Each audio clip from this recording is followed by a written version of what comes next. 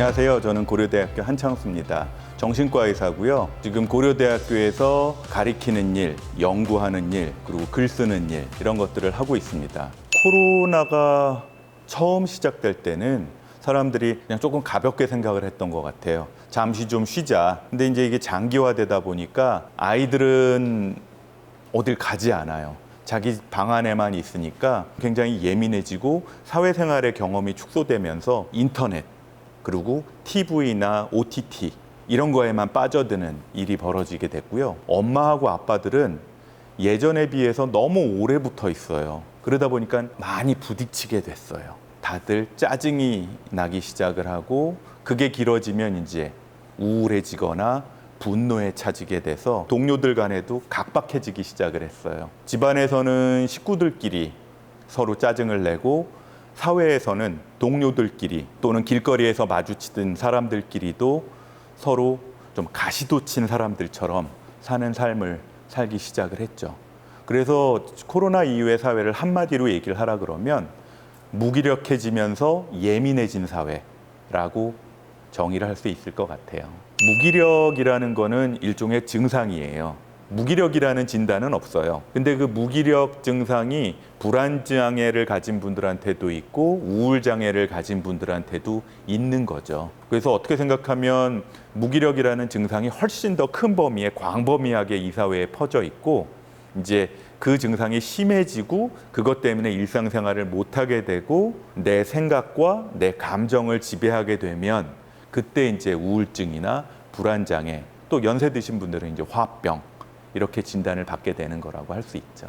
무기력이라는 게 사실은 일단 몸이 무기력한 경우가 있어요. 체력적으로 많이 떨어진 거죠. 이게 똑같은 일을 오래 하다 보면 체력이 떨어지고 기운이 없으면 무기력해지고 일에 대한 퍼포먼스가 낮아질 수밖에 없잖아요. 산후 우울증을 겪는 많은 워킹맘들이 굉장히 짜증나고 우울해지는데 그 원인의 상당수는 할 일이 너무 많아서 몸이 너무 피곤해져서인 경우가 굉장히 많아요. 남자들도 30, 40대 이후에는 예전 같지 않아서 기력이 저하되면서 신체적인 무기력이 첫 번째. 두 번째는 감정적으로 무기력해져요.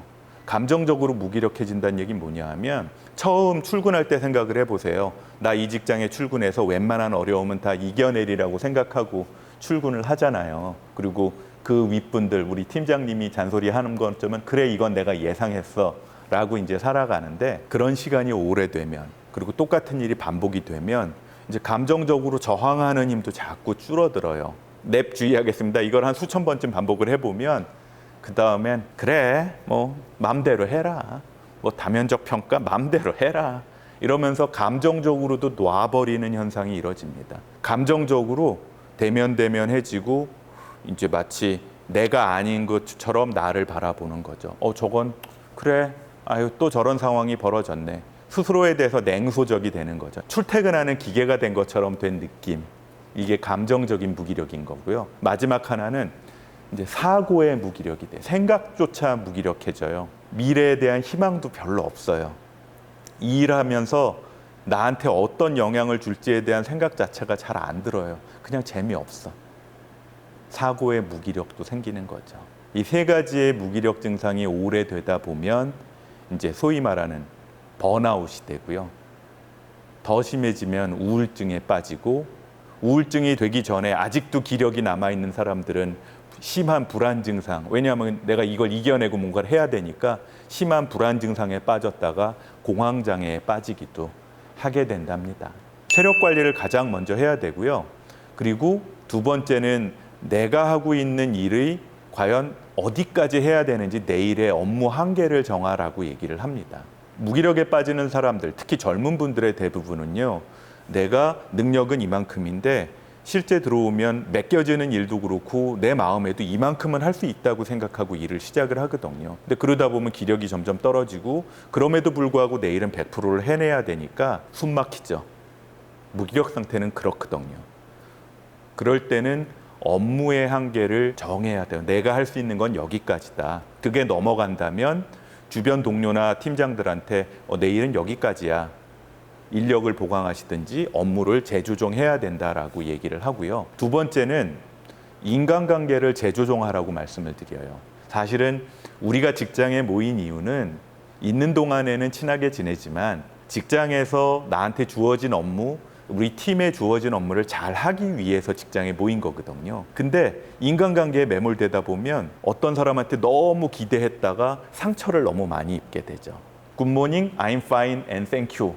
그것만 하고 업무 관계만 잘하면 퇴근 후엔 안 봐도 되는 사람들이 있어요. 인간관계를 내 기대하고 맞춰서 너무 과도하게 하려고 그러지 말고 재조정해서 어떤 사람은 길게, 어떤 사람은 짧게 유지를 하는 걸로 마음을 다잡아라 라고 얘기를 하죠. 그러고 나서 그날 내가 할 일에 충실하라고 말씀을 드립니다.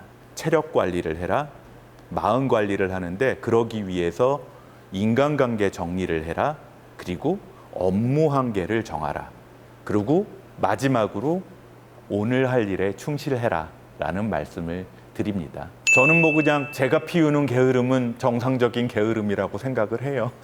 정상적인 게으름이라고 하면 내 할 일을 어느 정도 하고 난 다음에 부리는 게으름. 다른 말로 이건 여유라고 하겠죠. 일을 충분히 하고 나면 신체적인 에너지가 소진이 되고요. 그리고 감정적인 에너지가 소진이 돼요. 마치 육상 선수나 체육 선수들이 모든 경기를 힘차게 하고 나면 중간에 쉬는 시간을 충분히 가지잖아요. 어떤 사람들은 쉬지 않고 그냥 그 시간에도 뭔가를 계속 하고 뭔가를 배우거나 몸을 혹사하는 뭐 등산, 운동 이런 거를 하는 게 쉬는 것인 분들도 있거든요. 그건 자기 성질 따라 달라요. 저는 쉬는 시간에 철저하게 게으르거든요. 제가 제일 좋아하는 데가 이 소파인데 이렇게 누워 있으면서 한 손에는 TV 리모컨, OTT도 되는, 한 손에는 에어컨 리모컨 2개 들고, 이게 전형적인 아저씨. 옷차림은 파운데이션. 이런 차림으로 쉬는 걸 되게 좋아하는데 자기 스타일에 따라서 쉬는 시간에 내가 휴식을 하는 동안에는 게으름을 부려도 된다고 생각합니다. 다만 그 게으름이 내 일상을 지배하게 되면, 나를 압도하게 되면 무슨 일이 벌어지냐 하면 일정 시간 쉬고 난 다음엔 다시 일을 시작을 해야 되잖아요. 근데 너무 지나치게 게으름을 부리게 되면 다시 일어나질 못해요. 이게 반복이 되면 자, 일주일만 쉬고 다시 시험 공부하자 했는데 그게 다시 안 되고 모든 삶에서 비슷한 일이 발생을 하면 그때는 병적인 게으름이 되는 겁니다. 그때는 본인 스스로 그거를 뭔가 바꾸는 조치를 취하든가, 안 되면 나의 멘토나 뭐 정 안 되면 상담가를 만나야죠.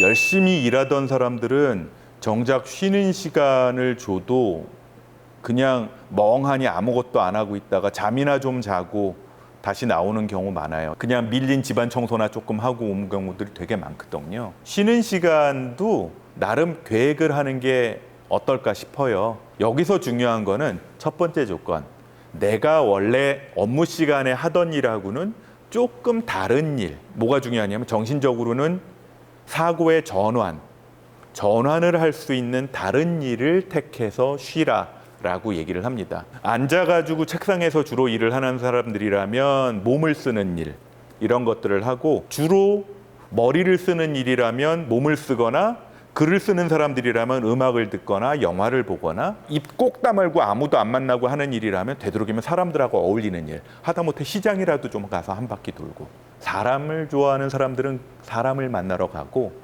그렇지 않은 분들은 맛집 투어를 하는 것도 괜찮고, 어떤 사람들은 그냥 근처에 있는 산을 가서, 나지막한 산을 가서 숲을 한 바퀴 걸어오는 것도 좋습니다. 마지막 조건인데요, 내가 쉬겠다고 주변 사람들한테 피해를 주는 쉼을 가지면 안 돼요. 가끔 부모님이랑 같이 사는 젊은 직장인이나 또는 집안의 제일 높은 가장들, 남자들이 자기 오늘 쉬는 날, 나는 그동안 너무 힘들었어, 나 오늘 쉴 거야, 뭐 그러고 자기 방에 가서 딱 문 닫고 들어가서 쉬어. 그러면 집에 와가지고 똑같이 일하는 부인이 집에 먼저 와가지고 지금 빨래 개고 있는 나는 뭔데 지 혼자 쉬겠다고? 아니면 퇴근하자마자 가방 던져놓고 자기 친구랑 만나서 테니스 치고 온다고 나갔어. 쉬는 건 좋지만 나의 쉼이 내 주변 사람, 내 가족들이나 나랑 가까운 사람들한테 피해를 주는 거는 하지 말자. 그게 또 다른 쉼의 조건이겠죠. 고독이라는 말과 외로움은 다르다라는 얘기를 해요. 외로운 건 나 혼자 있기 싫은데 사람들 만나고 싶은데 만나지 못하고 그냥 혼자서 있어야 되는 고통이거든요. 근데 고독은 뭐냐 하면 좀 더 적극적인 거예요. 좀 더 적극적인 자기 안에서 글을 쓰거나 또는 음악을 만들거나 창작을 하거나 또는 적극적으로 그러면서 자기를 재충전하는 사람들한테 필요한 거는 고독이에요. 현대 시대에는 이런 솔리튜드, 고독이라는 게 그리 나쁘지는 않다. 그러나 외로움이라는 건 나쁘다라고 말씀을 드립니다. 의학적으로는요, 외로움을 건강에 얼마나 해로운가를 환산을 해보면 담배 하루에 15가치 피는 거랑 비슷하대요.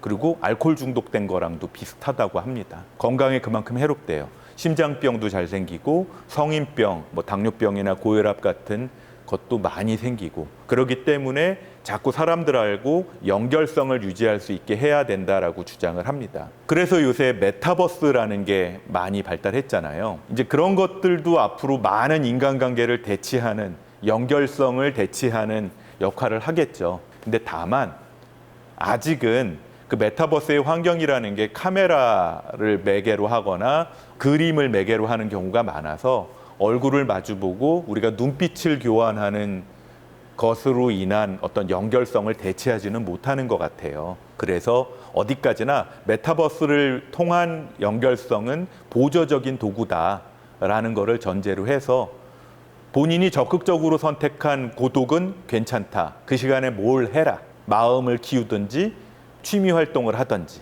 그러나 외롭다면 메타버스를 통해서건 아니면 나가서 걷기 시작을 하건 사람을 만나기 시작하라라고 말씀을 드리겠습니다.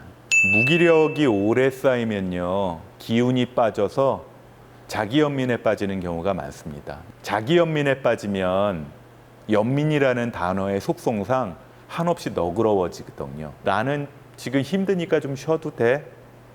나는 지금 힘들었으니까 직장 그만두고 한 1년 놀아도 돼? 그 1년이 10년이 될 줄 어떻게 알아? 무엇보다 나의 무기력이 우울증이 되거나 불안증이 되지 않도록 항상 자기 자신을 관찰해야 되고요. 그리고 거기서 일어날 수 있도록 뭐래도 일단 시작하세요. 아무것도 안 하는 상태는 무기력을 장기화시키고 그로 인해서 우울증이나 불안증을 만들어낼 수밖에 없습니다. 다만 그 시간을 나의 쉬는 시간으로 만들고 뭔가를 하기 시작을 하면 지금은 무기력하고 잠깐 쉬지만 나의 미래를 위한 준비 시간이 될 거다라는 것을 자신 있게 말씀드립니다. 자, 그러기 위해서 팁 하나만 드릴게요. 본인 생활의 루틴을 만드세요. 루틴이라는 게 뭡니까? 고3 때 한번 생각해 보세요. 독서실이나 학교 공부하러 앉죠? 그 다음에 제일 먼저 뭐 합니까? 형광펜을 포함한 펜들을 늘어놓죠. 그날의 계획표를 한번 훑어보고 형광펜 순서대로 놓고 공부할 책, 국어, 영어, 수학, 과학 순서대로 늘어놓죠. 대개는 그 루틴을 시작으로 하루 종일의 시간을 보내게 됩니다. 쉰다고, 내가 무기력하다고 그 루틴조차 내려놓으면 다시 시작을 할 때 내가 루틴이 뭐였지? 내가 일을 어떻게 했었지? 라는 걸 기억해내느라고 고생을 많이 할 거예요. 여러분들의 삶의 루틴은 사람마다 다 다르고요. 그걸 지킬 수 있는 사람은 여러분밖에 없어요. 마지막 한 가지, 여러분의 엄마나 여러분의 친한 친구 애인도 당신의 무기력함을 돌봐줄 수 있는 사람은 없습니다. 그건 다시 얘기하면 너무 힘들어하고 너무 오랫동안 늘어져 있으면 아무리 가까워하고 아무리 당신을 애틋해하는 사람도 지겨워할 거예요. 지금 당장 아무거라도 시작하시기 바랍니다. 그게 무기력을 이겨내는 방법이라고 자신 있게 말씀드려요.